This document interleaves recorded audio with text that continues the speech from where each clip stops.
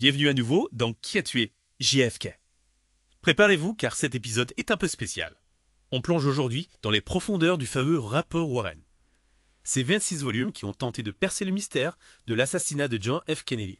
Imaginez des milliers de pages de témoignages d'analyse de preuves.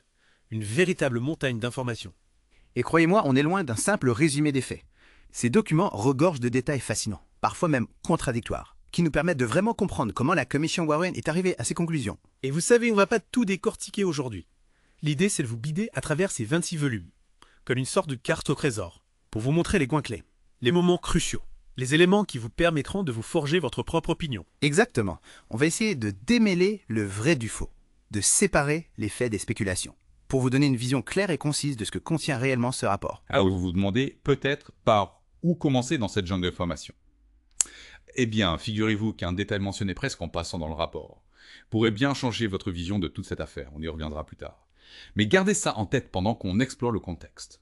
C'est important de rappeler que la commission Warren avait une mission précise, faire la lumière sur cet événement tragique qui a secoué le monde entier. Et pour mener à bien cette mission, ils ont interrogé des centaines de témoins, analysé des montagnes de preuves et épluché chaque détail de la vie de Lee Harvey Oswald. Et c'est là que ça devient intéressant. Car si le rapport conclut qu'Oswald a agi seul, sans complice ni conspiration, certains témoignages viennent sommer le doute.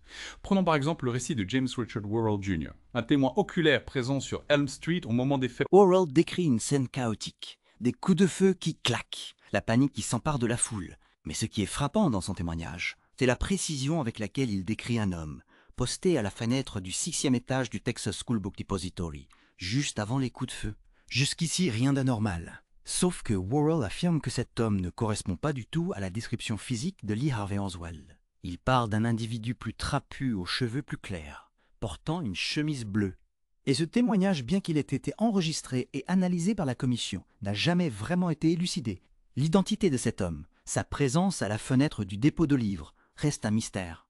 Ce qui nous amène à nous interroger si Oswald n'était pas seul à cette fenêtre. Qui était cet autre homme ? Était-il un simple témoin ou jouait-il un rôle plus actif dans cet assassinat? C'est une question qui hante les chercheurs depuis des décennies, et ce n'est qu'un exemple parmi tant d'autres des zones d'ombre qui persistent autour de l'affaire Kennedy. Mais avant de plonger plus profondément dans ces zones d'ombre, prenons un peu de recul et examinons les conclusions principales du rapport Warren. La conclusion la plus connue, bien sûr, c'est que Lee Harvey Oswald a agi seul en assassinant le président Kennedy. La commission a écarté toute théorie de complot, que ce soit une conspiration interne, un coup monté par la CIA, ou une implication de l'Union soviétique. Et pour étayer cette conclusion, le rapport s'appuie sur un faisceau d'indices, comme le fusil retrouvé au 6e étage du Texas School Book Depository. Un fusil Mannlicher Carcano, dont l'analyse balistique a révélé que les balles tirées sur le président provenaient bien de cette arme. Et les empreintes digitales d'Oswald retrouvées sur le fusil, ainsi que sur plusieurs autres objets liés à la scène de crime.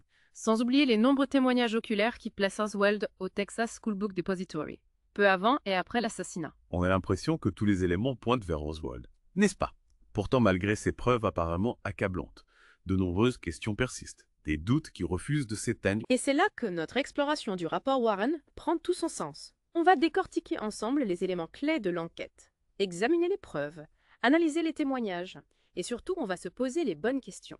Par exemple, comment se fait-il que certains témoins, comme James Richard Worrell Jr., aient vu un homme différent d'Oswald à la fenêtre du dépôt de livres? Ou encore, comment expliquer la trajectoire de la balle magique? Cette balle qui aurait traversé le président Kennedy avant de blesser le gouverneur Connolly. Une trajectoire jugée impossible par de nombreux experts. Et surtout, pourquoi Oswald aurait-il agi de la sorte? Quel était son mobile? Le rapport Warren nous donne-t-il vraiment une réponse satisfaisante à ces questions? C'est ce qu'on va découvrir ensemble, en plongeant au cœur de ces 26 volumes, à la recherche de la vérité. Accrochez-vous, car on est loin d'avoir fini avec cette affaire. Replongeons-nous dans ces 26 volumes. Car il y a un élément que je trouve particulièrement fascinant.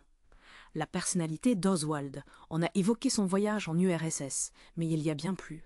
Prenez son ancien collègue, Everett Glover. Il dépeint Oswald comme quelqu'un d'intelligent, de haut calibre selon ses propres mots, mais aussi imprévisible. C'est intriguant. On sent un décalage entre l'image du tueur solitaire et froid, et ce portrait plus nuancé d'un homme brillant, mais peut-être instable. Exactement. Et ce n'est pas tout. Le rapport détaille l'analyse des empreintes digitales retrouvées sur l'arme du crime. Le fusil Mannlicher Carcano. Figurez-vous qu'on a retrouvé plusieurs empreintes. dont une partielle sur le garde-main de l'arme. Une empreinte partielle. Ont-ils réussi à l'identifier? Oui, après comparaison avec les empreintes d'Oswald. Les experts ont conclu qu'il s'agissait bien de la sienne. Un élément clé, bien sûr, mais qui soulève aussi des questions. Ah bon, quelle question? Eh bien, si Oswald était vraiment le seul tireur, comme l'affirme le rapport, comment expliquer la présence d'autres empreintes sur l'arme? La commission évoque la possibilité de contamination lors de la manipulation du fusil par les enquêteurs. Mais certains experts remettent cette explication en cause.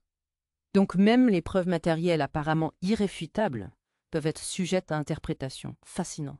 Absolument. Et si on creusait encore plus profond? Le rapport mentionne un inventaire des effets personnels d'Oswald saisis par la police. Des livres des vêtements, mais aussi des documents.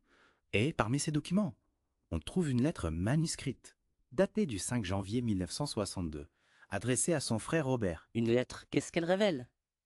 Imaginez-vous en train de lire cette lettre, écrite par un homme qui commettra l'irréparable quelques mois plus tard. Oswald y exprime sa frustration, son sentiment d'être incompris.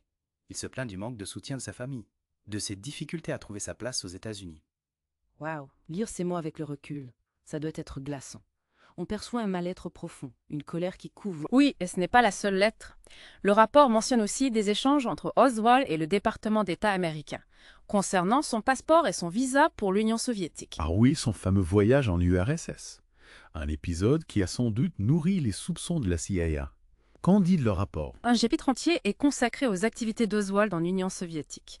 Et aux enquêtes menées par les services de renseignement américains, la commission affirme n'avoir trouvé aucune preuve d'une implication du KGB dans l'assassinat. Donc la piste d'un complot soviétique est écartée. C'est ce qu'affirme le rapport. Mais des zones d'ombre persistent. Oswald a été surveillé par la CIA pendant son séjour en URSS. Mais certains éléments laissent penser que cette surveillance n'était pas aussi efficace qu'on pourrait le croire. Intriguant. On se demande si la commission a vraiment exploré toutes les pistes, ou si certains éléments ont été volontairement passés sous silence. C'est une question légitime. D'ailleurs, si on parle de pistes controversées, on a évoqué la balle magique. Mais il y a d'autres points qui ont alimenté les théories du complot. Par exemple, Certains témoins affirment avoir vu une arme différente de celle retrouvée au Texas School Book Depository. Ils parlent d'un fusil à canoncier, plus facile à dissimuler. D'autres mentionnent un homme armé sur le Grassinol, cette butte herbeuse en face du cortège présidentiel. Ah oui, le fameux Grassinol, un lieu mythique pour les amateurs de complot. La commission a analysé ces témoignages en détail, mais les a jugés peu fiables. Elle conclut qu'il n'y a aucune preuve tangible d'un deuxième tireur, ni d'une autre arme que le fusil Mannlicher Carcano. mais alors, comment expliquer ces témoignages? Sont-ils tout le fruit de l'imagination, de la confusion? Ou y a-t-il quelque chose de plus profond?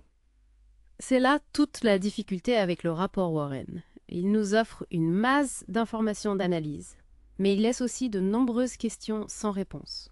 À nous de les interpréter, de les confronter aux différents éléments du puzzle. On se retrouve un peu comme des détectives à la recherche de la vérité. Oui, c'est ça. On rassemble les pièces du puzzle, on les examine, on essaie de les assembler. Et parfois, on découvre un élément qui nous fait tout remettre en question. Un détail apparemment insignifiant, qui ouvre une nouvelle perspective, une nouvelle ligne d'enquête. C'est ce qui rend ce rapport si fascinant. Vous avez un exemple précis en tête, un de ces détails qui vous a marqué? Absolument. Il y a le témoignage d'un certain Richard Snyder, un photographe présent sur Dealey Plaza ce jour-là. Son nom vous dit quelque chose? Snyder. Oui, il me semble qu'il a pris des photos du cortège présidentiel. Exactement. Mais ce n'est pas ça le plus intéressant. Snyder raconte qu'après les coups de feu, il a vu un homme courir vers le Texas School Book Depository. Un homme qui portait une arme. Attendez, un homme armé qui court vers le bâtiment de Roswell est censé avoir tiré. C'est troublant. Snyder a décrit l'homme en détail. Grande taille, cheveux foncés, vêtu d'un trench coat. La commission a enquêté, bien sûr, mais n'a jamais pu identifier cet homme. Encore une pièce manquante du puzzle. Est-ce que cet homme était un complice d'Oswald? Était-il simplement un témoin paniqué? Le rapport ne nous donne aucune réponse. Et c'est là que notre rôle devient crucial. On ne peut pas se contenter des conclusions du rapport, aussi exhaustif soit-il. On doit se poser des questions, chercher des réponses, explorer les zones d'ombre. On est presque des historiens, des enquêteurs amateurs, qui essayent de reconstituer le passé à partir de fragments d'informations. C'est une image qui me plaît bien, car au fond c'est ça l'histoire. Un puzzle géant, dont on ne possède jamais toutes les pièces. Et c'est à nous de combler les vides, d'interpréter les indices, de donner du sens aux événements.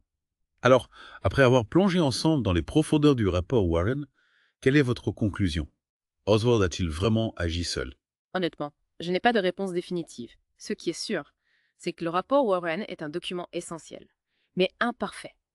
Il nous offre une base solide pour comprendre l'affaire Kennedy, mais il nous laisse aussi avec plus de questions que de réponses. C'est ce qui rend cette affaire si fascinante, et en même temps si frustrante. On a l'impression de toucher du doigt la vérité, mais elle nous échappe sans cesse. C'est le propre des grands mystères de l'histoire. Il nous oblige à réfléchir, à douter, à remettre en question nos certitudes. Et c'est peut-être ça finalement. La plus grande leçon du rapport Warren. Ne jamais prendre les choses pour acquises. Toujours chercher la vérité, même si elle est parfois insaisissable. Un grand merci de nous avoir suivis dans cette plongée au cœur du rapport Warren.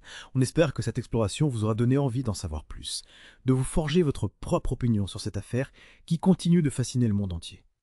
Restez à l'écoute pour d'autres deep dives, d'autres voyages au cœur de l'histoire.